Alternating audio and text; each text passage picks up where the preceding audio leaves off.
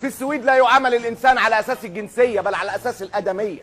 في السويد يقرع باب بيتك في الصباح الباكر واحد يحط زجاجة حليب طازج لطفلك الذي لا يحمل الجنسية السويدية.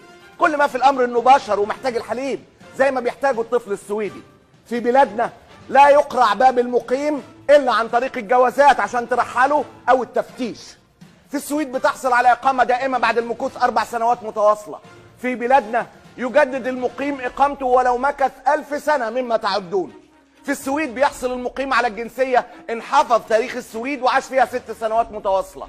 في بلادنا بينتظر المقيم 6 سنوات للحصول على إذن إن يتجوز مواطنة، ولا يمنح الجنسية حتى لو حفظ القرآن والإنجيل والزبور وتاريخ الجزيرة العربية من هبوط آدم عليه السلام حتى وقتنا الحالي. السويد يتعاملون بالإسلام رغم كفرهم، وفي بلاد المسلمين نتعامل بمنهج الكفر رغم أننا مسلمون. في السويد لا تجد كفيلا سويديا يبتز مقيم هندي أو صومالي أو مصري ويطلب منه شيء دون وجه حق. في السويد لا تسمع كلام فج من طفل صغير لسه شنبه ما طلعش يقول لك اسكت ولا ربي أسافرك. في السويد لن تجد خادمة تعمل لمدة 24 ساعة في اليوم و7 أيام في الأسبوع. علم ولادك ان البنجال اللي بينظف الشارع في كل صباح اخوك في الاسلام، بل انه ممكن يكون افضل منك عند ربنا. علم ولادك ان اللي بيصلح لك توبك ويخبز لك خبزك ويطهو طعامك هو بشر ليه مشاعر وكرامة، وما اتى هنا في بلادنا الا لطلب الرزق الحلال. هذا الامر ينطبق بيقول الكاتب السعودي على كل دول الخليج بلا استثناء، وقس على ذلك جميع المسلمين. قال لك عراقي كان بيعيش في السويد منذ سنوات، ابنه كان من المتفوقين دراسيا. المدرسة قررت تنظم رحلة للبرازيل تدفع هي ثمنها للمتفوقين. المدرسة طلبت جواز سفر ابنه عشان تستخرج له تأشيرة دخول. بعد عدة أيام مديرة المدرسة اتصلت بولي الأمر وطلبت إنها تقابله.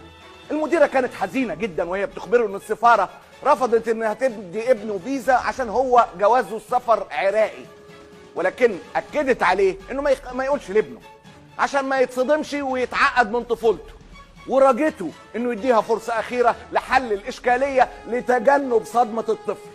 الراجل غادر مكتب المديرة وهو بيضحك ومستغرب، واول ما راح البيت حكى لابنه مباشرة دون تردد. بعد عدة اسابيع اتصلت المديرة عليه وطلبت مقابلته. حضر للمقابلة، قابلته بابتسامة عريضة ثم مدت ايديها وادته جواز سفر سويدي لابنه.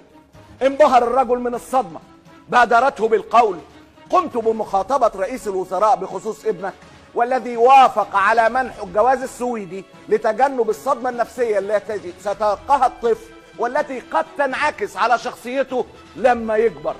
اللهم اجعل وجودنا في الوطن العربي شفيعا لنا يوم القيامة. اللهم اجعل وجودنا في الوطن العربي شفيعا لنا يوم القيامة.